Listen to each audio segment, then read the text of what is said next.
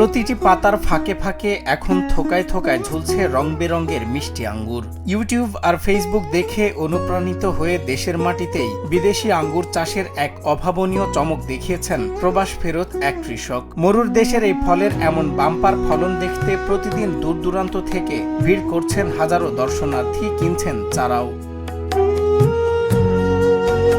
কিন্তু এই সাফল্যের পেছনের গল্পটা ছিল বেশ কঠিন। শুরুতে যখন এই উদ্যোক্তা আঙ্গুর চাষের সিদ্ধান্ত নেন, তখন চারপাশের মানুষ তাকে নিয়ে হাসাহাসি করেছিল। অনেকেই তাকে পাগল বলেও কটাক্ষ করেন। কোনো প্রাতিষ্ঠানিক সাহায্য ছাড়া শুধু নিজের জেদকে সঙ্গী করে এক চরম চ্যালেঞ্জিং পথ বেছে নিয়েছেন তিনি, যার ফলশ্রুতিতে আজ এই নীরব বিপ্লব। আমি এই বাগানটি দেখতে আসছি। আমার কাছে মনে হচ্ছে আমাদের এই উত্তরবঙ্গের ঠাকুরগাঁ জেলার পীরগঞ্জ উপজেলার সবচেয়ে একটা বড় বাগান। উনি আঙ্গুরের চাষ করবে এটা আসলে কেউ কল্পনাও করতে পারেনি। সবাই ওনাকে পাগল বলে আখ্যায়িত করছিল। অনেকজনের মুখে শুনছিলাম যে ঝলঝলি বাজারে আঙ্গুরের বাগান লাগাইছে, তাই নিজের চোখে দেখতে আসছি। বাংলাদেশে আঙ্গুরের বাগান এই প্রথম আমি দেখলাম। যিনি এই আঙ্গুরের বাগান লাগিয়েছেন, আশা করি তিনি অনেক লাভবান হবেন। আমি দিনাজপুর থেকে এসেছি আঙ্গুরের বাগান দেখতে।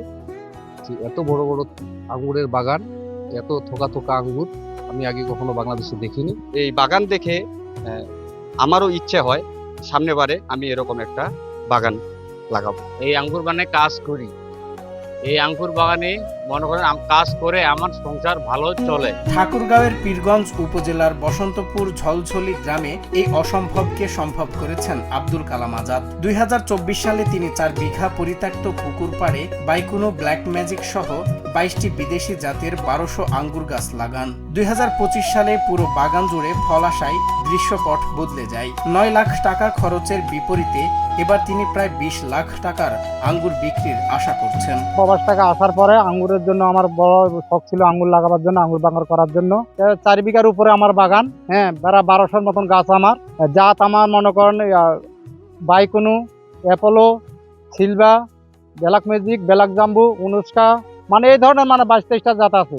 আমার প্রায় 8-9 লাখ টাকার মতন খরচ। এইবার যে ফলন আমার আসতেছে, ইনশাল্লাহ আশা করি 20 লাখ টাকার মতন বিক্রি হবে। এই আঙ্গুর বাগান এখন পুরো জেলার জন্য এক বড় অনুপ্রেরণা। পীরগঞ্জ উপজেলা কৃষি কর্মকর্তা মোহাম্মদ নাজমুল হোসেন জানান, আঙ্গুরের স্বাদ ভালো হওয়ায় এই চারা পুরো জেলায় ছড়িয়ে দিতে সব ধরনের সহায়তা দেওয়া হবে। ওনার যে এই আঙ্গুর চাষাবাদে করতে গিয়ে যদি কোনো রোগ বালাই বা পোকামাকড়ের বিষয়ে যদি কোনো পরামর্শ লাগে, সেগুলো আমরা কিছু সাপোর্ট দেওয়ার চেষ্টা করতেছি।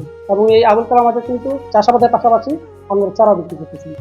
এইটা নিয়ে অনেক কৃষক আগ্রহ প্রকাশ করতেছেন, তারা চারা কিনতেছেন এবং এই আঙ্গুরের চাষাবাদ আজাদের এই উদ্যোগ প্রমাণ করেছে সদিচ্ছা আর কঠোর পরিশ্রম থাকলেই এদেশের মাটিতেও যে কোনো বিদেশি উচ্চমূল্যের ফল চাষ করে ভাগ্য বদলানো সম্ভব।